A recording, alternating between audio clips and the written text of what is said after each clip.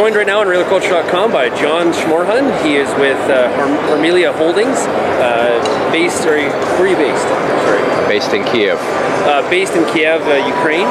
John, you spoke today to the group about farming in Ukraine. What was kind of your message to the growers today? The message is that Ukraine is becoming an agricultural powerhouse. Ukraine is exporting more and more cereals and oilseeds. Although the investment climate isn't very good, there are a number of very large agricultural companies that have come into Ukraine that are starting to expand their holdings and to integrate into different agriculturally related businesses. The message is that Ukraine is inherently a very powerful agricultural country that can feed a lot of the world, and my message was to deliver. It was to deliver that message, but also to deliver the message that companies such as ours, Armelia Investments, are kind of leading the charge in that. So I also wanted to make sure that people were familiar. That's why I showed all the statistics of yields, crop yields in Ukraine, which are reaching the level of European yields, how much actual agro-land there is, Ukraine being the largest agricultural, by landmass, agricultural country in Europe, almost twice as large as France. Okay. I wanted to talk about what the upside was going to be for productivity in Ukraine. So I think Canadians think a lot about Ukraine farming as it's obviously large. There's some big acres being farmed, but it's probably I'm sure it's much more than that. And you mentioned exports. How much relative to Canada or the U.S.? What are some of the export opportunities that Ukraine is? Well, Ukraine is exporting barley. It's one of the largest barley exporters in the world. Ukraine is also the largest sunflower exporter in the world. And Ukraine is number 6 in wheat exports, okay? But that whole situation in the next few years is going to change dramatically as Ukraine focuses more on export markets in cereals and in oilseeds. Also, Ukraine's corn output is increasing significantly. A lot of wheat fields today are a number of wheat fields or sugar beet fields are being replaced by corn. So what kind of corn yields are you getting in Ukraine? Well, I can only talk in tons. So yields in Ukraine, our farm is achieving anywhere from 6.5 to 7.5 tons per hectare. I think Ukraine average yields are much lower than that, probably around 4 to 5.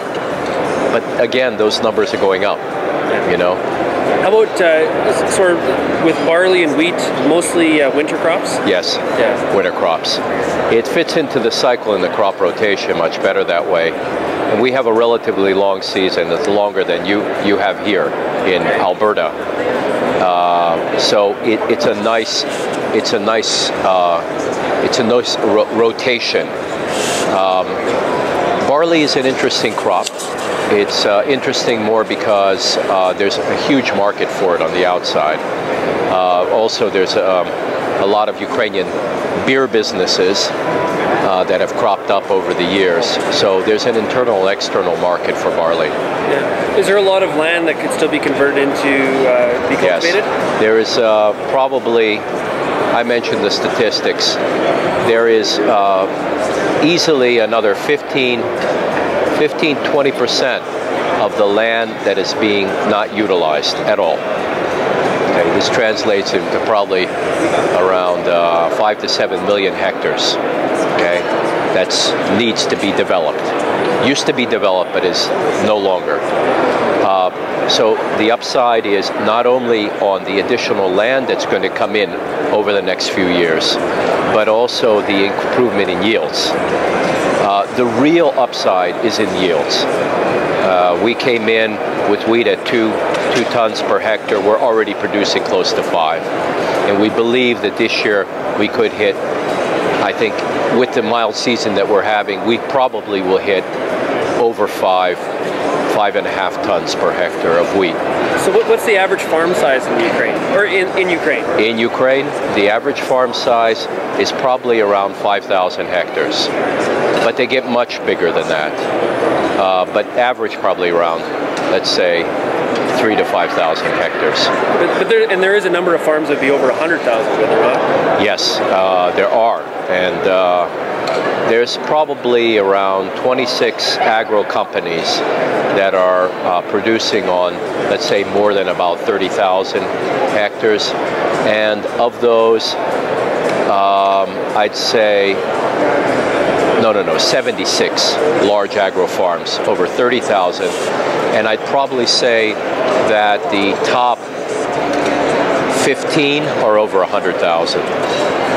And what's the model? Is it do those large companies own all the land? Are they renting it off landowners? Or the model is rental, because you cannot buy land.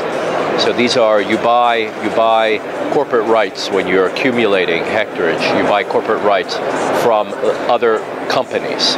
We, for example, bought 5 large agro companies.